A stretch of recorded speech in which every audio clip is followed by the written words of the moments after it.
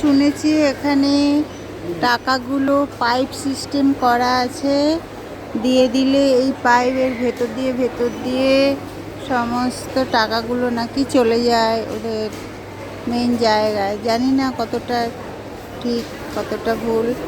আর দেখুন বিশাল বড় জায়গাটা, অনেকটা এরিয়া নিয়ে মল, একদম ওপর পর্যন্ত সব মলের জিনিস রাখা থাকে।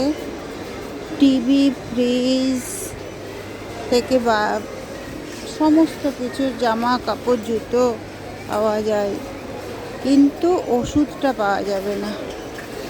এই দেখুন মেট্রো। তো আপনারা কলকাতায় আসলে এখানে শপিং করতে পারেন, কিন্তু একটু সময় লাগে বিলিংয়ের জন্য। বিলিংয়ে প্রচণ্ড ভিড় হয়, অনেক কাউন্টার আছে তাও ভিড় হয়। এই দেখুন আমরা বিলিং করতে দাঁড়িয়েছি প্রায় 40 মিনিট হয়ে গেল, এখনও বিলিং চলছে। আবার ডবল করে কেন হচ্ছে?